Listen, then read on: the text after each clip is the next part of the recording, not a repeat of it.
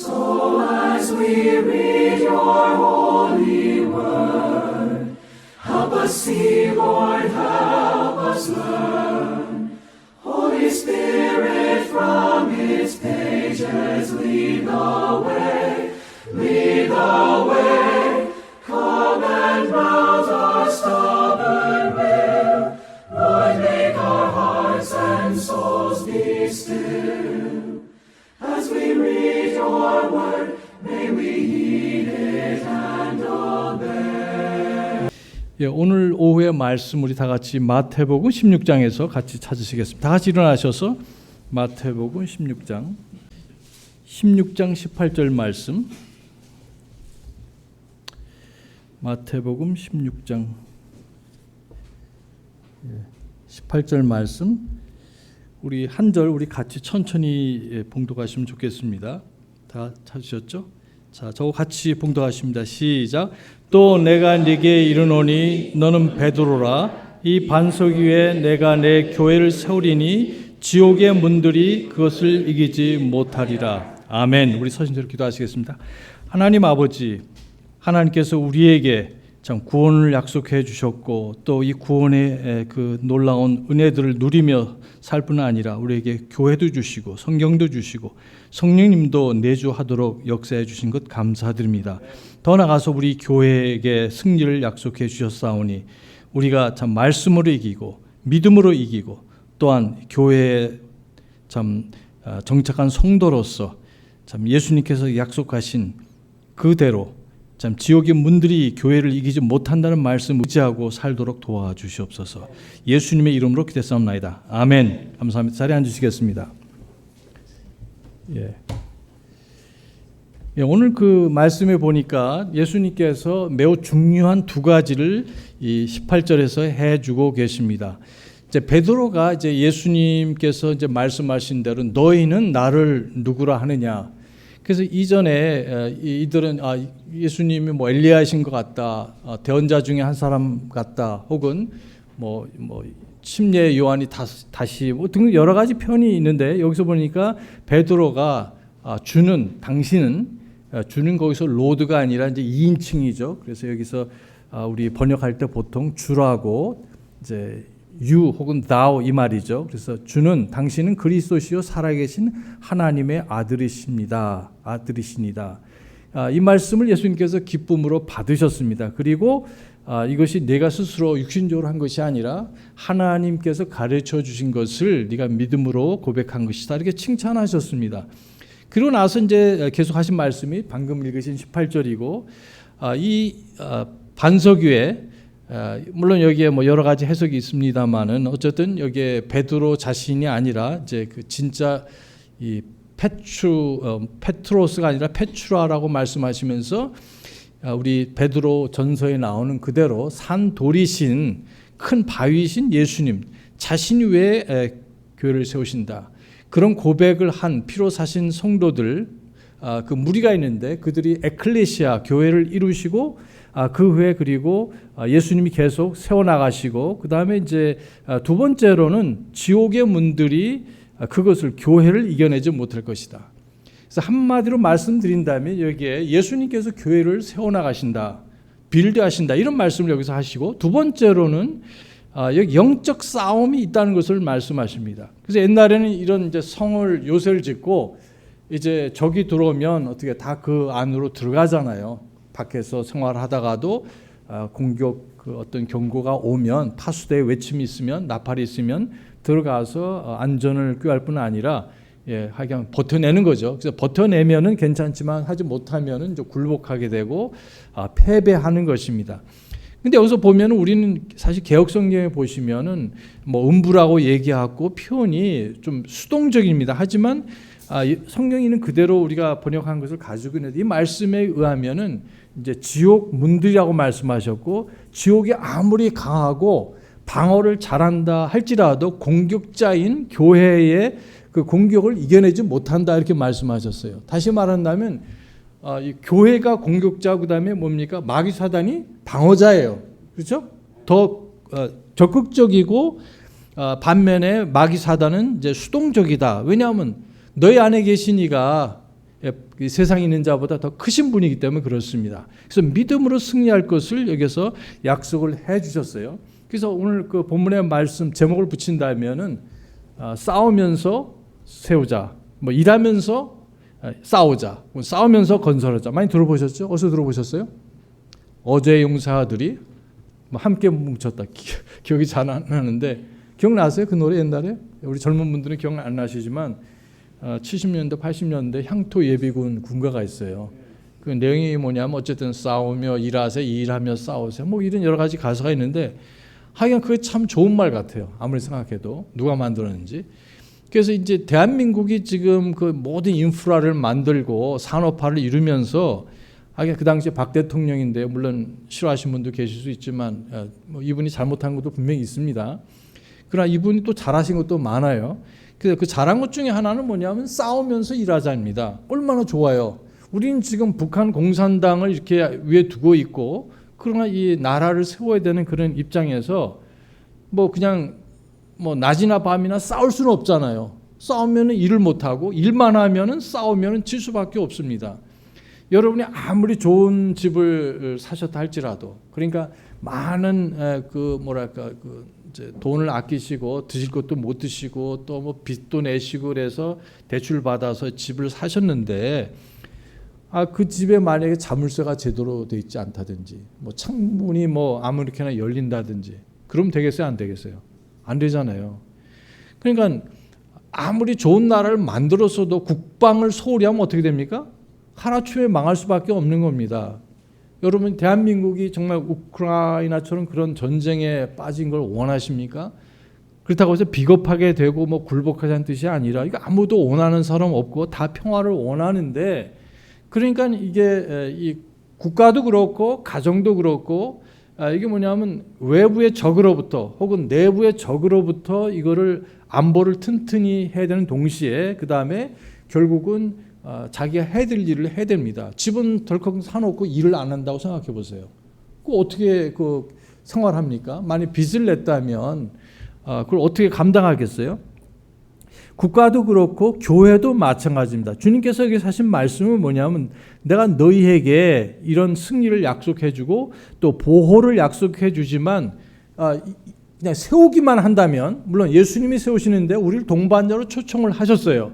그러니까 이 세우기만 하면 만약에 마귀 사단이 잘못된 교리라든지 이런 사람들 교회를 해치는 사람들을 보낸다든지 혹은 스스로 그런 사람들이 생긴다든지 하면 이거 걷잡을 수 없는 겁니다. 세우기는 힘들어도 무너뜨리는 건 뭐야? 한순간에 무너집니다. 교회고 비즈니스고 나라도 마찬가지입니다. 그래서 뭐 누가 했든지 간에 싸우면서 건설한다는 것은 세운다는 것은 지극히 합당하고 또 정말 꼭 필요한 부분입니다. 또 감사하게도 여러 가지 위협들이 있었지만 70년 가까이 되도록 아직까지는 어떻게 해요? 전쟁은 없었잖아요, 이 땅에. 여러분 감사하십니까?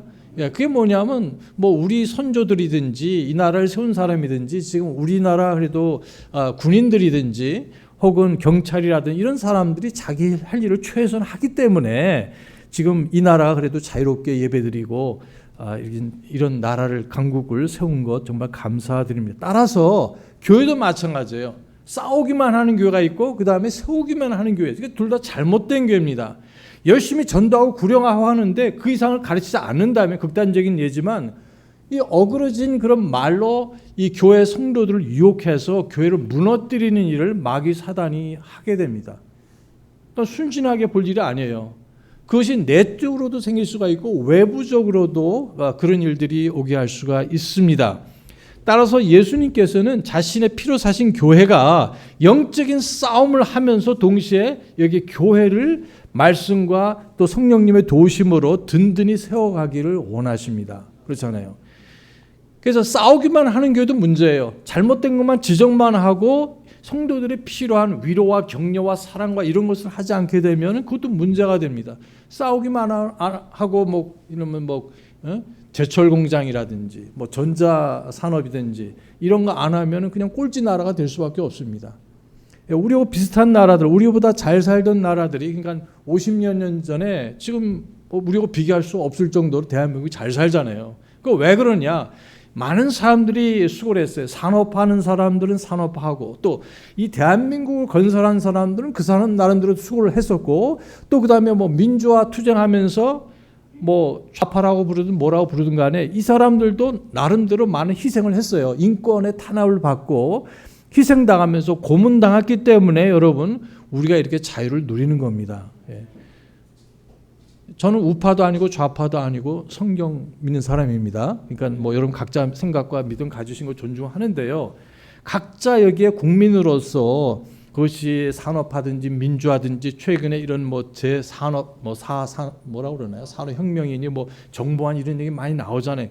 그때마다 그 세대마다 국가는 국가 나름대로 국민 나름대로 정신을 차리고 이 나라가 어떻게 돌아가는지 이걸 알고 정말 정직한 사람, 자유민주 체제를 지지하는 사람, 자 이런 사람들이 지도자로 또 선출직 공무원으로 돼서 나라를 이끌어가야지 부패하고 그 사람이 뭐 보수든 무슨 다른 뭐 방향이든 간에 부패하고 무능하면 이 나라는 망합니다. 그렇잖아요. 그러니까 싸우면서 건설하자는 것은 여기 지극히 합당한 것이고 대한민국이나 그 어느 나라도 아주 강력한 나라 그러면서도 겸손한 나라가 되기 위해서는 매우 필요한 말입니다. 동시에 이것은 가정에도 필요하고 이것은 또 교회에도 필요하다는 말씀이에요. 그래서 예수님께서는 신약교회의 마스터 플랜 중에서 여기 보니까 매우 중요한 것을 가르쳐 주셨는데 싸우면서 건설한다. 예를 들면은 구약에 우리 느헤미야가 있어요. 느헤미야 4장에 보시면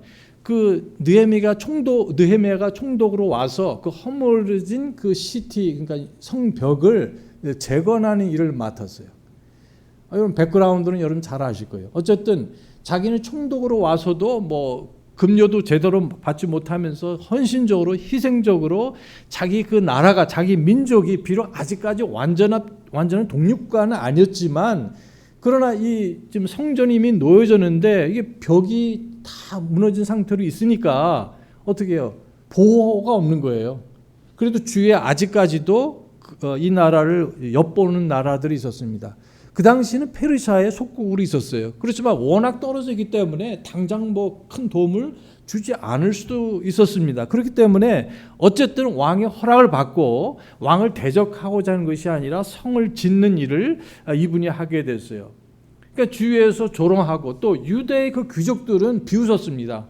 아니 우리는 뭐 먹고 살 만큼 사는데 사실 귀족이니까 자기들은 지위도 있고 돈도 있으니까 뭐 불편한 게 없어요. 비록 속국이라도.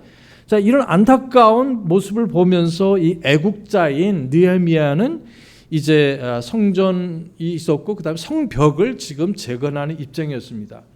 계속해서 와서 좀 얘기 좀 하자, 협상을 하자 하면서 유혹을 하고 심지어는 여러 번에 걸쳐서 그를 죽이려고 하는 그런 계획도 세우고 있었습니다. 하지만 그는 내가 할 일은 총독으로서 이 성을 재건하고 그리고 이렇게 자유롭게 보호함 속에서 생활을 영위하는 그런 것을 위해서 일하게 되었습니다. 그래서 마침내 며칠 만에 그걸 완성해요? 52일 만에. 대단한 거죠. 아마 5년 이상은 걸려야 될 텐데 그거보다 집중적으로 했는데 그 가운데서도 놀라운 것은 뭐냐면 이분들이 오른손에는 어떻게 했습니까? 칼을 들고 창을 들고 이게 무기를 들고 왼손으로는 뭐냐면 연장을 가지고 뭐 흑손이든지 뭐 대패 그것이 무슨 연장 있잖아요.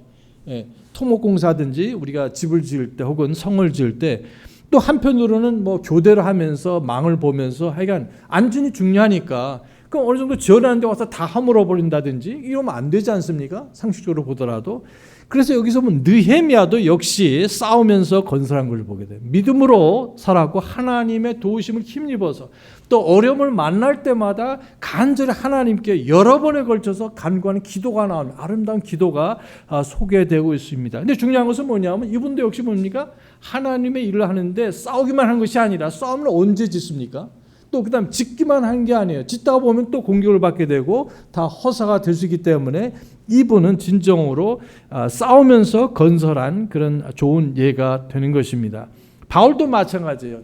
여기 사도행전 20장에 보시면은 이제 내가 너희를 여러분을 좀 하나님의 그 은혜의 말씀에게 의탁하노니 이 말씀이 여러분을 든든히 세우고 기업을 여기 주실 것이라고 말씀을 하셨어요. 그 에베소 교회 이 목회자들을 부르셔서 그 특별한 그 말씀을 전하시면서 간절히 호소하는 것을 보게 됩니다. 그리고 내외적으로 이게 대외적으로 보니까 악한 자들이 와서 사람들을 유혹하고 잘못된 교리로 인도할 것을 경고했습니다. 그리고 내부적으로도 너희들 중에도 그런 사람이 일어날 수 있다 하고 그런 것을 조심하라고 말씀을 하고 계십니다.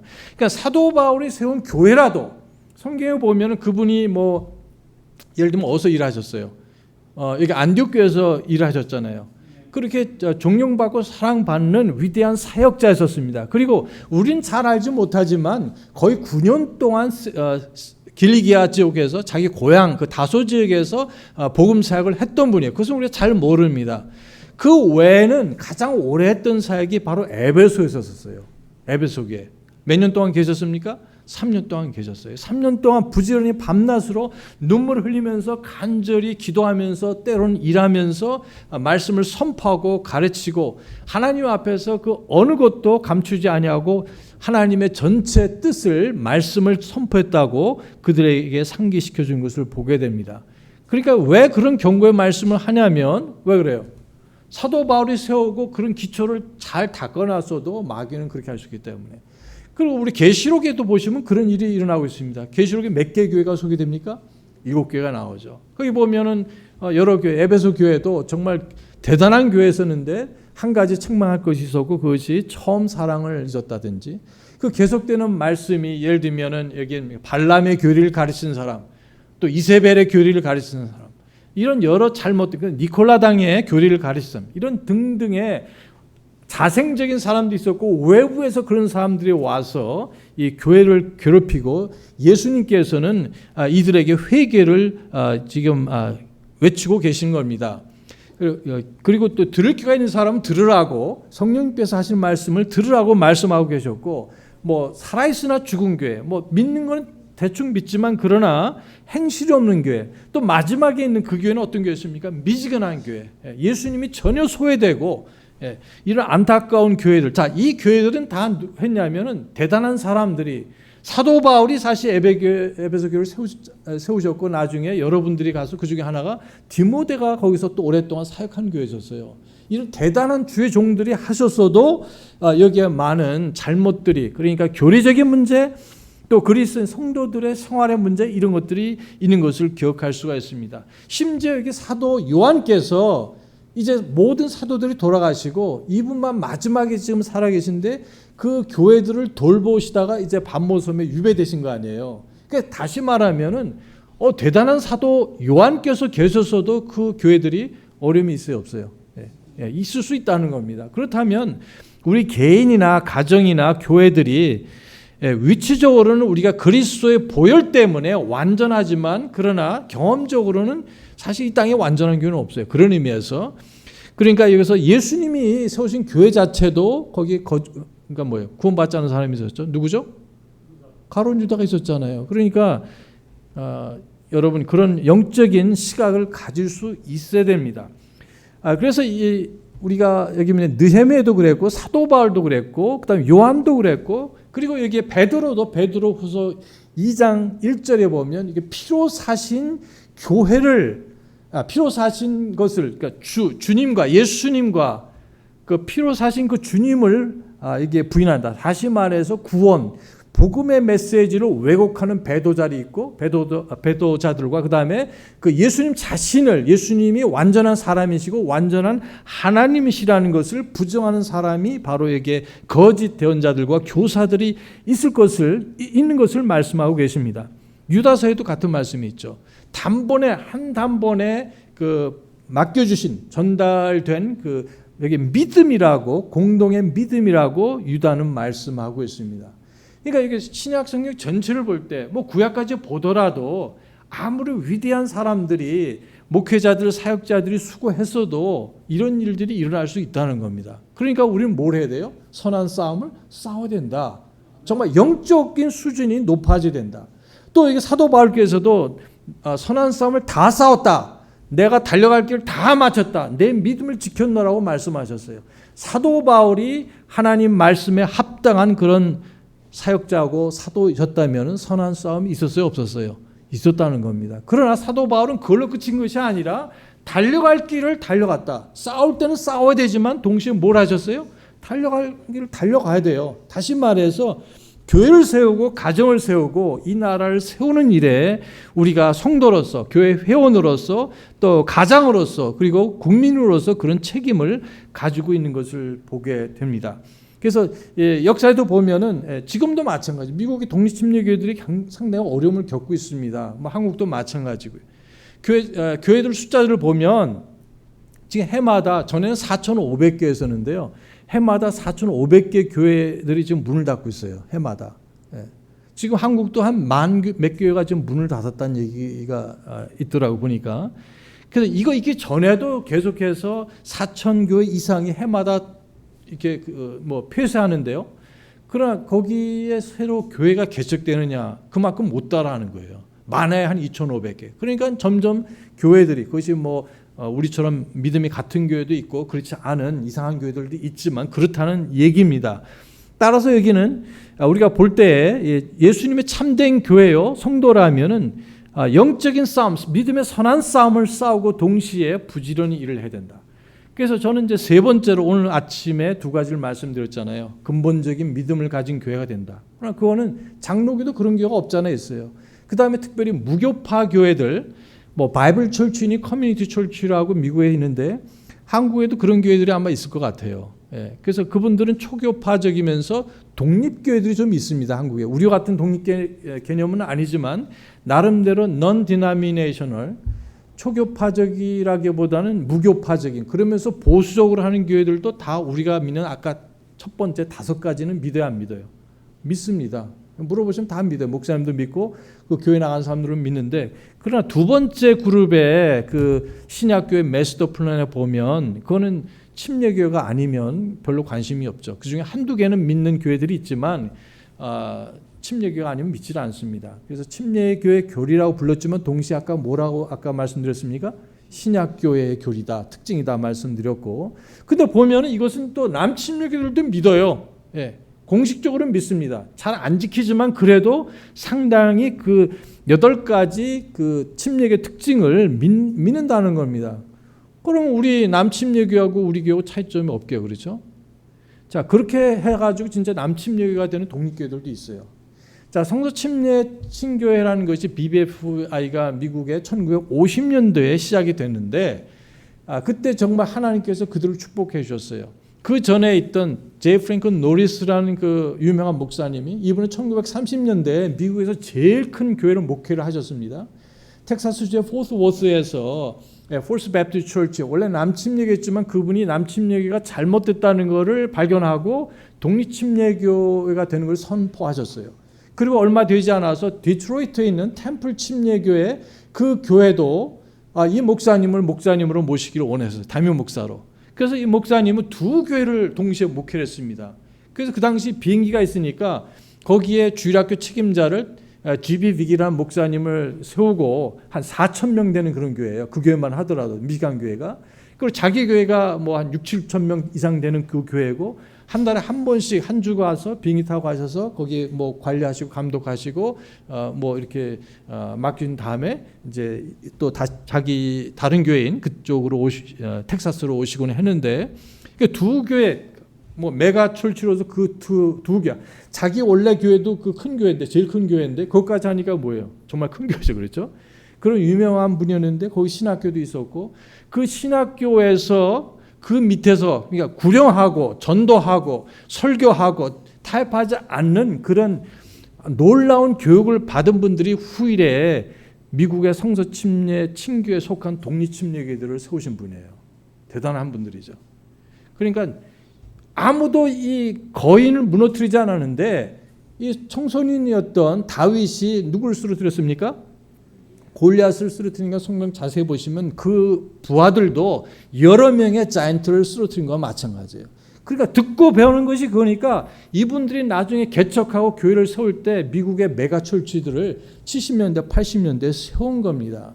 자, 어쨌든 그랬는데 단순히 리더십 문제 때문에 결국 약 100여 명의 목사님들이 거기서 나오셨어요. 그것이 1950년도고 이제 성서침례 친교회라는 독립침례교회들이 모임이 시작이 됐어요. 목사님들의 모임이지만 어쨌든 근데 이분들이 뭐 그 정말 목사님이 교리적인 문제는 없었지만 그 리더격인 J. 프랭클린 노리스 이분이 독재를 하고 신학교 운영을 완전히 망가뜨려야 되고 많이 이제 파산 지경에 왔기 때문에 너무 독선적이니까 결국 어떻게 했냐면은 목사님 우리 같이 할 수 없습니다 하고 교리적인 문제가 전혀 아니에요. 결국 이분들이 나오셨어요. 그래서 100여 명 목사님들이 시작해서 이제 신학교를 운영하기 시작했고 그 다음에 선교부를 만들고 등등 이런 놀라운 일을 독립침례교회들의 목사님들의 친교회로서 시작을 잘 하셨어요. 하나님께서 놀랍게 축복을 해주셨습니다. 그래서 1975년도 그 빅박 75년도에는 아무래도 대표적인 분이죠. 그 닥터 빅이라는 분이 대한민국에도 오셨습니다. 큰 집회 수천 명이 그때 구원받았는데요. 서울에서 했을 때 저도 그 자리에 가서 제 친구도 그때 구원받고 지금 남침역 목회하는 친구도 있어요. 근데 그 해 그분이 돌아가셨는데 그때 그 신학교가 바이블 칼리지로서 2,450명이 있었습니다. 그리고 70년대 80년대에 미국의 메가철치들 그러니까 50개 중에서 제일 큰 교회들은 다 독립침례교회 내지는 성서침례 친교회 있는 독립침례교회들이에요. 18개 주에서 예를 들면 뭐 조지아주에서 뭐 알래스카주에서 뭐 미주리에서 오하이오주에서 그다음에 뭐 버지니아에서 이렇게 이들이 그러니까 잘못된 것에 대해서 교리적으로 잘못된 걸 물리치고 또 어떤 좀 성경적인 그런 모델의 리더십이 아니라 그것도 물리쳐서 열심히 일하고 구령하고 버스 사역하고 이렇게 헌신해서 미국의 그런 메가철치들 그러니까 다 교파를 포함해서 그렇다는 얘기예요. 침례교 가운데서 그런 큰 교회가 아니라 그리고 100대 교회를 하면 35개 교회가 독립침례교회 내지는 성도침례교회 친교에 속한 그런 교회들이었습니다. 이분들은 그렇게 하나님의 일을 열심히 하고 또 영적인 싸움에 적극적으로 되돌았기 때문에 하나님께서 그 독립침례교회들을 축복하신 거라고 저는 믿습니다. 이제 85년도, 95년도에서 이제 그런 1세대 목사님들이 돌아가시고 은퇴하시면서 이제 킹제임스 씨가 나오게 되고 킹제임스를 버리기 시작했어요. 그리고 구령에 대해서 소홀하기 시작했어요. 그래서 2,450명 되는 그 신학교가 지금은 150명도 안 돼요. 대신 크라운 칼리지나 저희 학교나 뭐 하틀랜드나 하일즈 앤더슨 이런 학교로 이제 보내게 되었죠. 이런 안타까운 일이 일어났고 선교사들도 더 이상 공급이 되지 않습니다. 그래서 BIMI라는 큰 선교부가 있는데 그 선교부에 제일 많이 온 학생들이 저희 학교 출신하고 그 다음에 펜사콜라 출신이 제일 많아요. 근데 현실이 이제 이 모든 판도가 바뀌었고 지금은 미국에서 제일 큰 독립침례교회가 20위 안에 드는 교회가 없습니다. 자, 왜 이런 일이 일어났는가? 답은 간단합니다. 지금 드리고자 하는 말씀이에요. 원래 하나님께서 이 독립침례교회들, 심지어 성서침례교회들, 이 성서침례교회 따로 있는 게 아니라 성서란 말이 붙어 있지 않아요. 바이블이란 말이. 그냥 이름 봐서는 몰라요. 그 교회가 뭐 성서침례 친교에 있는지 아닌지를 모르는데 그러나 거기서 액티브하게 했던 교회들이 약 800개 교회 있었고 많게는 3,800개 교회 독립침례교회를 함께 교제를 했었습니다. 그러나 이제 이름만 걸어놓은 데도 있었지만 그러나 다른 이제 독립침례교회는 한 2만 교회가 넘죠. 어쨌든 이런 상황이 있었는데 왜 그랬는가? 그것을 지금 말씀드리고자 하는 겁니다. 감사한 것은 하나님 은혜 가운데 말씀하고 있는 것은 이 7, 8가지 이러한 그 특징을 독립침례교회의 특징을 그대로 유지한 교회 중에 하나가 저희 랭캐스터 침례교회예요. 아직도 옛날에 그 70년대 80년대 했던 것을 버리지 않고 지금도 하고 있어요. 그리고 지금 세대가 바뀌었기 때문에 접근하는 방법은 좀 다르게 해요. 예를 들면 미디어를 쓴다든지 이런 걸 하지만 그러나 그 외에는 그대로 하고 이분에게 그 채플 목사님이라는 분에게 영향을 준 분은 뭐 리라버슨 목사님 뭐 할즈 목사님도 있고요. 또 탐말러 목사님이라든지 뭐 커리서스 목사님이 그 전 세대의 그 유명한 목회자들과 에반젤리스트 미셔너리들이 영향을 줬는데 이분의 어떤 뭐랄까 슬로건은 뭐냐면 이분들의 강점들을 살려서 그리고 지금 그때까지 존재했던 신학교들의 강점을 살려서 저희 신학교를 하고 있습니다. 예를 들면은 저희 교수님들 중에서 이제 그 BBC 성서침례 친교 출신들 왜냐하면 그 학교는 선교로 유명합니다. 남침례 교단 다음으로 제일 큰 선교부로 존재했었어요.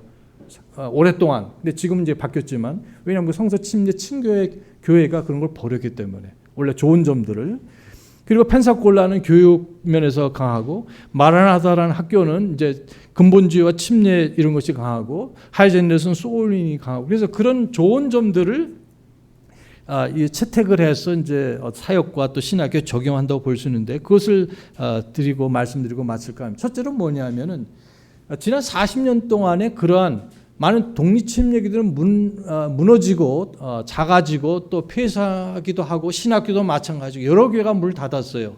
그럼에도 불구하고 그렇지 않은 교회들과 신학교들은 어떤 특징이 있나요? 첫째로 뭐냐면은 킹제임스 성경을 믿는다는 겁니다. 1970년도에 그 문제, 그때까지는 다 킹제임스 썼어요 일단. 그러나 NIV가 나오고 뉴킹제임스가 나오면서 많은 성서 침례교들이 그걸 버렸어요. 일부 독립 침례교들도.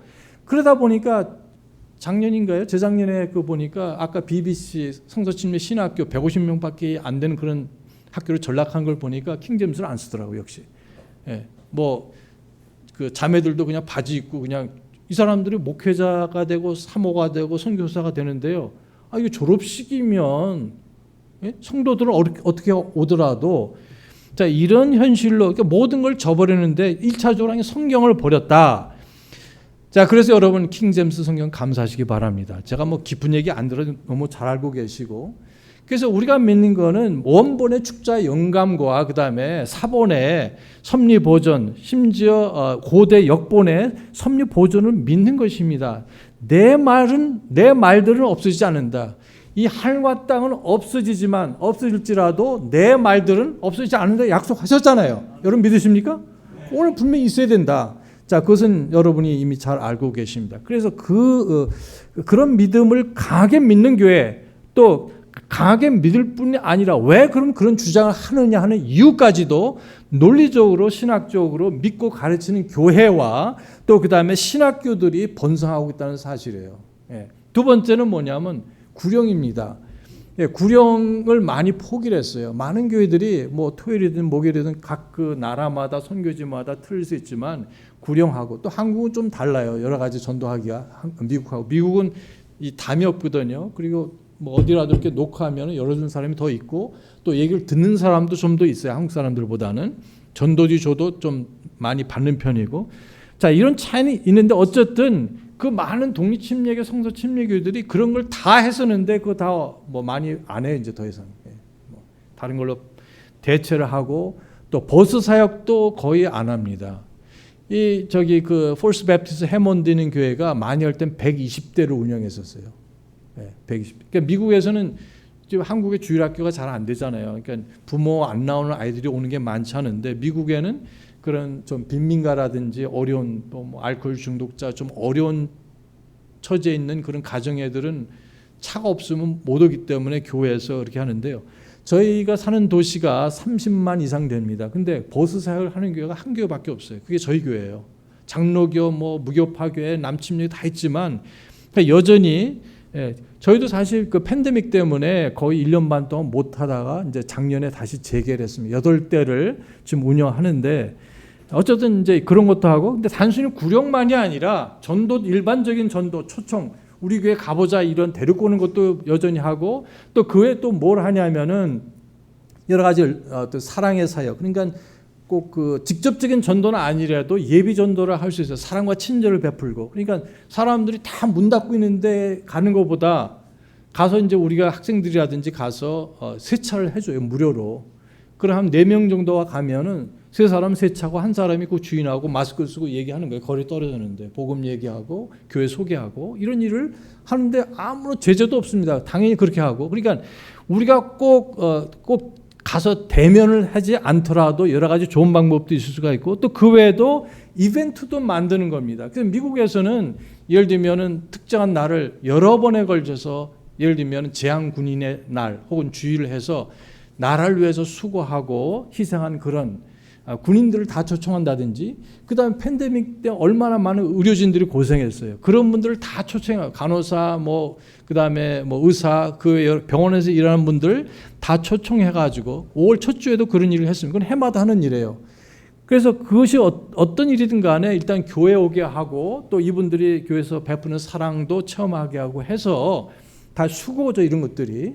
자, 이런 걸 해서 단순히 도어나킹하는 구령뿐만 아니라 이런 일을 적극적으로 해서 여전히 전도가 가능한데 그걸 다 포기하는 거예요. 힘드니까. 수고가 들어가고 돈이 들어가니까 안 하면 어쩔 수 없죠.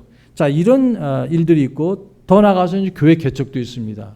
저희 학교에서 굉장히 강력하게 교회 개척을 후원하고 또 훈련시키고 또 실천 신학 이런 데서 목회하게 해서 굉장히 요구를 하고 기대하고 또 교육을 시켜요. 그래서 그런 것을 제대로만 배우면 한국에서는 좀 어렵지만 나가서 하면 잘 되더라고요. 아직도 돼요. 그래서 요번에 우리 최은주 목사님 아들이 지난 6년 동안 교회 개척을 했는데 학교에서 가르친 그대로 해가지고 한 250명 되는 교회를 목회하다 왔고 또 목사님 그 아들, 그러니까 우리 최프 목사님 아들도 거기서 한 1시간 반 떨어진 데서 교회를 개척했는데 한 400명 정도 모여요. 6년밖에 안 되는데. 왜냐하면은 첫째 하나님의 은혜로 능력으로 성령님의 도우심으로 하지만 교회에서 신학교에서 가르친 그대로 하면 되는데 그런 걸 안 하는 거예요. 그래서 이런 것들을 노하우라든지 방법들 등을 이렇게 해서 적극적으로 가르치고 있습니다. 한국에도 이거 적용이 될 거라 저는 믿어요. 좀 몇 부분을 조정하면. 어쨌든 첫째는 하나님의 말씀, 두 번째는 뭡니까? 구령과 선교, 그 다음에 교회 개척을 위해서 열심히 합니다. 저희 교회도 또 물론 큰 교회이기 때문에 가능하겠지만 이제 미국에서 현재 제일 큰 독립침례교회 선교부는 BIMI가 한 1,000명 가까이 됩니다. 선교사들이. 거기에 제일 많은 선교금을 믿음으로 하나님의 은혜로 드리고 있어요. 또 우리가 또 많이 배출도 선교사들도 하고 있지만 이런 일들을 보면은 여러분 어렵더라도 여러분 하나님이 가장 기뻐하시고 예수님이 오신 목적, 내가 온 것은 섬기러 성경을 받으려 함이 아니라 섬기러 오셨고 내가 온 것은 죄인을 불러 회개시키고 또 그 다음에 구원하러 오셨다고 말씀하시는데 이 일에 여러분 들이시고 헌신하시고 기도하시기 바랍니다. 세 번째 특징은 무엇인가? 그건 교회 사역을 매우 강조하는 겁니다. 교회의 질서와 또 교회의 권위를 강조하는 거예요. 아까도 잠깐 말씀을 드렸지만 교회에게 신약 교회에 여기에 마귀에 대한 승리를 약속해 주기 때문에 지금 지난 40년 동안 미국의 독립 침례 교회들은 이 모든 사역을 교회 중심으로 하고 있다는 거예요. 예를 들면 신학교도 뭐냐면 교회에서 운영을 해요. 교회에서. 그러니까 신학교 최고 책임자, 총장, 학장이 누구냐면 담임 목사님이세요. 예. 그것이 왜냐하면 하나님께서 이 약속을 신학교에 주지 않으셨다는 믿음이에요. 자, 내가 내 교회를 세운다 이렇게 하셨는데 내가 내 신학교를 세우리니 지옥의 문들이 그것을 이기지 못하리라고 되어 있지 않다는 사실입니다. 그렇잖아요. 여러분 성경도 그렇게 되어 있어요? 그거 없잖아요. 그러니까 교회를 통해서 교회에서 신학교를 하고 목회 경험을 한 사람들이 거기서 신학교 교수로 하고 또 신학한 사람도 하겠죠.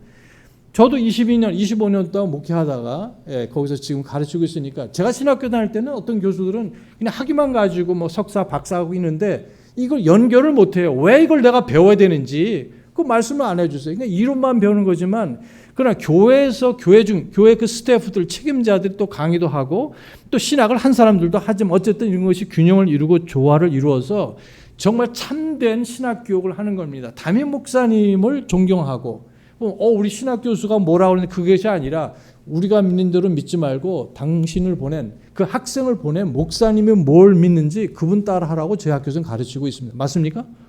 그래서 목사님들이 보낼 거예요. 했는데 뭐 신학 교수가 똑똑한 척하고 뭐 나는 담임 목사보다 더 많이 배웠다고 이렇게 얘기하면 이게 누가 보내겠어요? 말이 안 되죠. 그러나 한국에 있는 많은 신학교, 미국에 있는 신학교들 중에 우리 독립침례교회 신학교는 안 그러겠지만 그러나 무시를 하는 거예요. 교회를 무시하고 신학교가 무슨 월등한 그러나 성경에 가면은 예수님은 신학교를 세우시기 위해서 이 땅에 오신 것이 아니라 구원하시고자 그리고 교회를 세우시기 위해서 이 땅에 오셨습니다.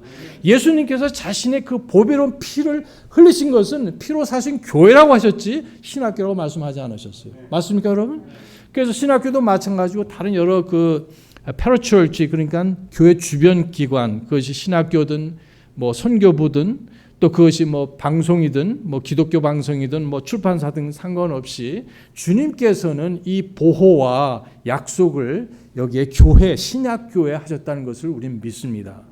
다른 기관이 절대 아니에요. 그래서 교회에서 신학교도 하고 교회 목사님의 그 성경적인 권위 어떤 사람 질서란 말 많이 싫어해요. 성경 그렇지 않아요. 질서란 말을 한번 검색해 보세요. 어떤 말씀이 나오는지. 무질서하게 하는 사람이 있다는 말씀도 하시고요. 또 디도에게 디도서 1장 5절에 보면 거기 보면 set in order, 교회를 바로 제대로 질서를 세우기 위해서 너를 걷다 남겨놨다, 이런 말씀을 하고 계십니다. 그리고 우리 고린도전서에도 질서란 말씀이 여러 번 나와요. 신약교회라면, 주님의 피로 사신 교회라면 이게 질서가 제대로 되는 거예요. 어떻게 사역이 이루어지고 목사님께서 어떤 말씀, 어떤 것을 믿는지 알고 그것을 따르고 존중하고 이런 것이 필요한 거죠. 또 권위도 있어요. 권위를 한번 찾아보세요. 디도서 2장 15절, 고린도후서 13장 등 여러 곳에 보시면은 권위란 말씀이 나옵니다.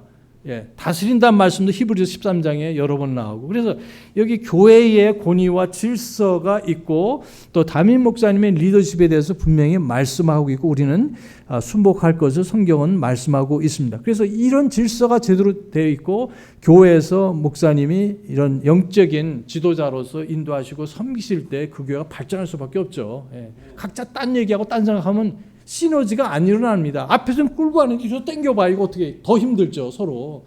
그럼 같은 방향으로 밀면 어떻게 돼요? 세 사람 일하면 세 사람 일이 아니라 5배, 10배의 시너지 효과가 일어나게 됩니다. 왜냐하면 성령님께서 인도하시기 때문에. 그래서 이러한 중요 원리를 알고 성도들이 벌써 그런 영적 지도자들을 따르게 될 때 이런 놀라운 역사가 일어나는 겁니다. 네 번째로는 성경적인 분리예요. 그래서 적지 않은 교회들이 이런 성경적인 분리를 안 하기 때문에, 왜 성서 침례 신학교가 그렇게 거의 망할 수준까지 문을 닫을 지경까지 왔는가? 그 인가기관에서 문 닫으라고 얘기하는 거예요. 이 인가 이제 허락 안 해주겠다. 어쨌든 여기 보면은 그 성서 침례 친교회에 한 몇 개예요. 대표적인 교회가 세 개가 있어요. 그 교회가 아까 말씀드린 그 디트로이트에 있는 템플 침례교회. 그 성서 침례 친교회를 대표하는 분이 닥터 지비빅이라는 분인데요. 아까 말씀드렸잖아요. 그분이 목회하셨고 그분이 떠나셨어요. 근데 결국 나중에 후임자가 이렇게 바뀌면서 오신 분이 파월 목사님이라는 분이 계셨고, 이분은 90년대 오셨어요. 말씀도 정말 잘 전하시지만 침례교 교리 확신이 없어요. 신약교회 그게 없으니까 그 성서 침례 친교 중에 대표적인 교회를 뽑으시면 그 교회가 이렇게 나옵니다. 근데 그 파월 목사님이라는 분이 교회는 커졌지만 그러나 무교파로 넘어갔어요. 성서 침례 친교회가 그렇게 바뀌어 변질된 거죠. 그 다음에 또한 우리가 예를 든다면은 아까 BBC라는 그 성서 침례 신학대학이 있는 미주리 스프링필드에 있는 그 학교가 어떻게 됐습니까? 그 학교가 있고 그렇게 축소가 되고 거기에 있는 하이스트리트 침례교가 있어요. 하이스트리트 침례교회 목사님 중에 한 분은 데이빗 케빈이라는 목사님은 사실 행당동에 있는 성서 침례교회를 세우신 목사님이에요. 다른 교회에 있었을 때 대표적인 목사님 중에 한 분이시죠. 그러나 지금 현재 목사님은 다른 분이시죠, 물론. 2018년도에 공식적으로 그 교회가 남침례 교단이 가입을 했습니다. 그 대표적인 신학교가 있는 그 도시에 거기 많은 교수들을 하고 그 신학생들이 다녔던 그 교회가 공식적으로 남침례 교단이 됐어요. 황당하지 않습니까? 그러니까 왜 그렇게 하셨습니까? 그러니까 가만히 보니까 남침례 교단 교회나 뭐 성서 침례 교회나 차이가 없네요. 차이가 없을 수밖에, 왜냐하면 변했으니까. 자기가 그렇게 원래 성서 침례 교회는 독립 침례 교회였고 뭐 랭캐스터 교회나 영동 성서 침례 교회처럼 성경적인 교회였었어요. 그러나 변질이 되다 보니까 그렇게 됐어요. 그다음에 더 유명한 교회가 여기 그 버지니아에 있는 린츠버그에 있는 타마스 로드 침례교회 제레퍼 목사님, 유명한 분이죠. 미국에서 오랫동안 두 번째로 큰 교회였었어요. 그 교회도 2000년도 부근에 완전히 남침례 교단에 속하게 되었습니다. 신학교도 마찬가지죠. 유명한 그 리버티 유니버시티죠. 이러다 보니까 성서 침례 친교회는 망가질 대로 망가지고 분리도 일어날 수밖에 없었습니다. 그래서 킹제임스를 믿고 성경적인 분리, 그렇게 될 수 없다, 우리는 그렇게 교제할 수 없다고 믿는 분들이 새롭게 세운 친교회가 이제 글로벌 배프티스트 펠로십이라는 게 있고 하틀랜드 침례 신학대학이 있습니다. 그리고 이것도 저것도 우린 친교 신고 그냥 독립 침례로 남겠다는 분들이 그냥 또 많이 있게 되고요. 그런 분들이 학생들을 크라운 칼리지나 저희 학교에 많이 보내세요. 이것이 현실이 되었습니다. 왜냐하면 성경적인 분리, 너는 믿지 않은 자와 명예를 같이 하지 말라는 고린도후서 6장 14절의 말씀을 무시하고 배도적인 교회들하고 또 배도를 용납하는 그런 복음주의 교회들하고 연합하게 되고 타협하게 되니까 그런 사단이 날 수밖에 없는 것이죠. 안타까운 일이에요. 전에는 처음 그런 문제들이 벌어질 때 3분의 1의 교회들이 성서 침례 친교에서 나왔지만 지금 완전히 와해된 상태라고 보시면 됩니다. 그 다음에 나오는 것이 이제 성경적인 분리뿐만 아니라 이제 스탠다드라고 볼 수 있어요. 어떤 기준. 지금까지 말씀드린 건 뭡니까? 여기에 성경. 두 번째는 뭐예요? 구령과 뭐 개척, 선교. 그다음 세 번째가 교회의 질서와 권위. 네 번째가 뭡니까? 성경적인 분리. 다섯 번째가 이제 성별의, 그러니까 너희는 이 세상에 동화되지 말고 본받지 말고 이렇게 말씀드리는, 오히려 너희 마음을 새롭게 함으로 이렇게 말씀하셨어요. 변화를 받아 하나님께서 가지신 그 선하시고 또 받으실 만한 그런 산 제물로, 희생 제물로 너희 몸을 드리라 이렇게 말씀하시지 않았습니까? 그러니까 이 말씀에 의하면은 이 성별이라는 것은, 스탠다드라는 건 비록 가시적인 거지만 그러나 믿는 자로서 내적인 것뿐만 아니라 마음을 새롭게 하셨으니까 성령님의 인도하심을 받아서 우리가 속사람이 강건해지고 더 거룩해지고 뿐만 아니라 외적인 것들도 이제 그런 표준들도 이제 믿지 않는 사람과 다른 모습을 보여야 된다는 거죠. 적어도 예배 시간에만, 적어도 리더십에 있는 사람들만은 뭐 복장도 단정하고 음악에 대한 표준도 참 하나님께서 받으실 만한 기뻐하시는 그런 아름답고 거룩한 찬양이 돼야 되는데 그렇지 못하면 이것도 문제라는 거예요. 많은 독립침례교도 성서침례교도 이런 것을 버리기 시작을 했어요. 그래서 교회 처음 오시는 분에게, 어떤 여자분에게 바지 입고 안 오시면 오지 마세요. 이건 이제 말이 안 되는 말이죠. 무신고 그런 분들이 계세요. 저희 교회도 바지 입은 분들이 계세요. 그분들 구원받지 않으셨든지 아직 그런 걸 모르시는 분들. 그러나 시간 지나면서 말씀을 배우고 이래서 어떻게 돼요? 멤버가 되고, 꼭 멤버가 되는 그 자격이 꼭 그 치마를 입어내, 그것도 없어요. 그 뭐냐면 리더십 자격이라고 볼 수 있어요. 교회 집사님들과 아내들, 부부, 찬양대 뭐 부부, 또 그 다음에 주일학교 선생님들, 각 부서에서 일하는 분들, 스태프들은 그것을 기대하죠. 당연히 모범이 돼야 되니까. 왜냐하면 사람들은 저 집사님이 수요일날 안 나오시는데 왜 내가 나가야 돼요? 이렇게 생각하는 거예요. 저 집사님 아내 되시는 분이 뭐 아무렇게나 입고 오는데 왜 내가 꼭 그렇게 해야 돼요? 이렇게 사람들은 그 면제받으려는 경향이 있어요. 그렇기 때문에 어느 교회든지 집사님들 부부라든지 찬양대원 다 보이는 분들이잖아요. 봉사하는 분들, 주일학교 선생님들 등등 목사님을 도와서 교회 리더십에서 섬기시는 분들에게는 그런 것이 필요해야 안 해요. 필요하잖아요. 그분들이 하나님과 동행하는 그분들의 간증을 보고 나도 저분처럼, 저 집사님, 저 자매님처럼 되고 싶다는 마음이 들 거 아니에요. 근데 그 리더십에 있는 분들이 그런 것들을 해야하게 생각하면 다 무너지는 거예요. 왜냐하면 사람들은 저분이 안 하는데 왜 나보고 오라고 그러느냐, 하라고 그러냐. 그래서 제가 믿는 거는 성경적인 스탠다드는 구원받지 않은 사람, 교회 방문하는 사람, 혹은 단순히 회원 정도가 아니라 리더십에 있는 사람들에게 요구되는 자격. 저도 목회할 때 10가지를 했어요. 킹제임스를 쓰고 음악을 보수적인 걸 쓰고 11조하고 선교 헌금하고 10가지를 해야지 헌신할 수 있는 거예요. 근데 3개월은 유예 기간을 뒀어요. 구원받지 않았는데 찬양하고 싶은데 11조도 모른다. 그러면 3개월은 안 해도 되지만 3개월 지나서는 물어본 적은 없지만 거기에 써 있어요. 다 서명하고 그리고 다 하죠. 실제적으로. 어쨌든 적어도 그분들이 이 교회에서 내가 뭔가 섬기려면, 공식적으로 섬기려면, 목사님을 도와서 성도들을 섬기려면은 뭘 해야 되느냐? 그럼 당연히 요구되는 것이 있어요, 없어요? 있는 거죠. 그래야지 교회가 발전하지, 안 하면은 수준이 완전히 저하되고. 이것이 지난 40년간 미국에 있는 독립침례교들이 무너지게 된 이유 중에 하나입니다. 5번째인가 6번째인가요? 6번째는 뭐냐면 남침례교 다른 것 중에 하나는 여기 보니까 성령 충만한 사역입니다. 자, 우리가 독립침례교에서 믿는 많은 교리가 있지만 우리가 만에 성령 충만 받지 못했다면, 않는다면 이런 사역이 가능하겠어요? 교리적으로는 대단하고 영적인 싸움을 싸우겠다고 하지만 그런 능력과 지혜와 은혜가 없으면 이것이 가능합니까?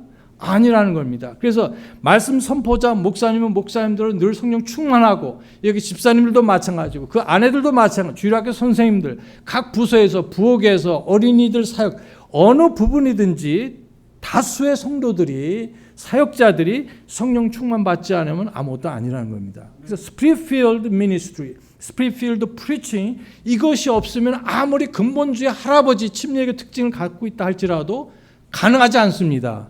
그러니까 다른 방법으로 사람들이 좋아하는 방식으로 하려니까 육신적인 교회, 그냥 세속적인 교회로 가게 되고, 나중에는 남침례교와 차이점이 없기 때문에 나는 남침례교회에 가입하게 됐다고 담임 목사님이 선포하는 안타까운 교회가 될 수밖에 없다는 사실입니다.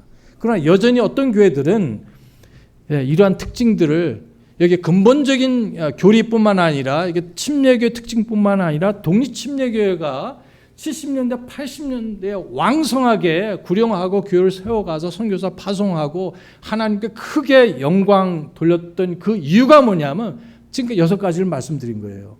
저와 여러분의 교회가 이것을 왕성하게 하시기를 바랍니다. 이걸 다 완전하게 하는 교회는 없어요. 사실 저희 교회도 부족합니다. 그러나 노력하고 목사님으로부터 모든 직원들과 헌신자들이 그렇게 하려고 믿음으로 성령님 도우심 따라서 그렇게 하는 것입니다. 성령님의 도우심이 아니면 참된 신약교회를 할 수 없다는 뜻입니다. 교리가 아무리 훌륭해도. 왜냐하면 아까 싸워야 되는데 싸우는 교리, 내가 이걸 믿는다고 하고 나름대로 대가도 지불하지만 교회를 세우려면 어떻게 해요? 우리가 말씀을 선포하고 말씀 가르치고 서로 섬기고 겸손하고 우리의 마음과 인격이 성품이 예수님을 닮아가는데 이것이 우리 스스로 육신으로 할 수 있습니까? 절대 아니죠. 누구의 도심으로? 성령님의 도심으로.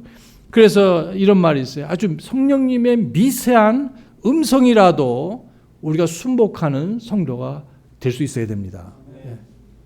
하나님께서는 막 이렇게 치면서도 우리에게 말씀하시고, 뭐 벼락을 때려서도 어떤 큰 충격적인 일을 받아서도 정신을 바짝 차리게 할 수 있지만 많은 경우에 조용히 말씀하실 때가 많아요.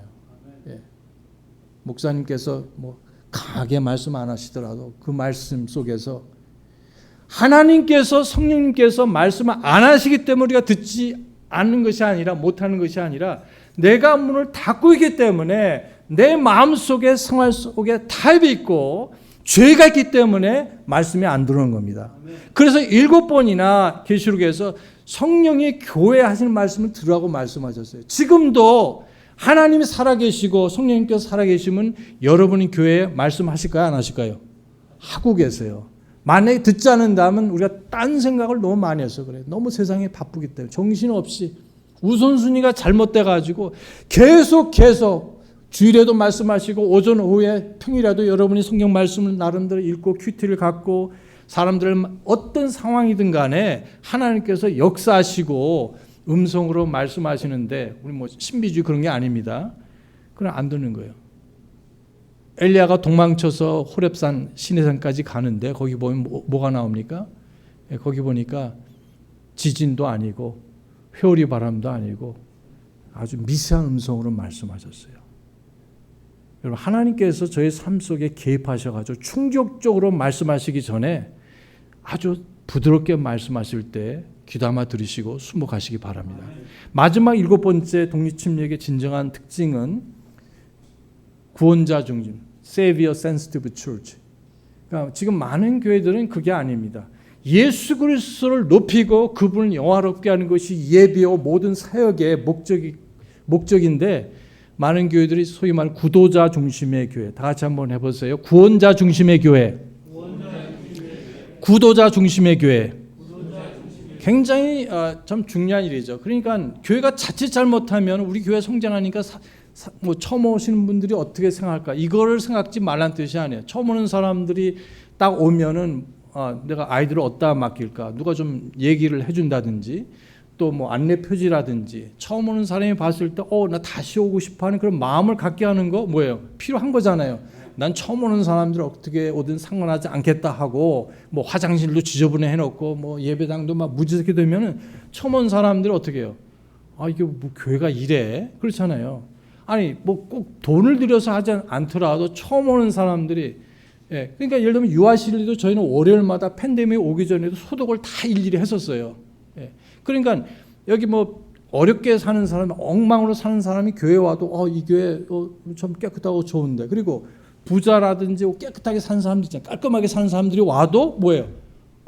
내 마음에 들어. 나와 같은 사람들이 이게 많이 있네 하고 교회로 올 수 있는데, 교회가 엉망으로 돼 있으면은 그 엉망이라는 것이 영적인 것도 있겠지만, 그러나 일단 눈에 보이는 게, 그래서 처음 오시는 분이 어떻게 생각할까도 물론 생각을 해야 돼요. 그러나 그것이 최우선순위가 되어서는 안 됩니다.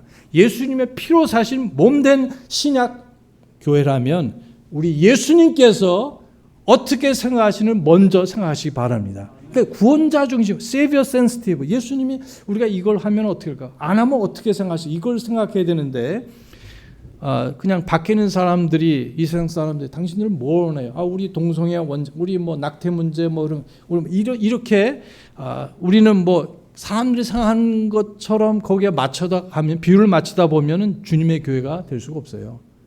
교리가 아무리 해도 시간 문제지.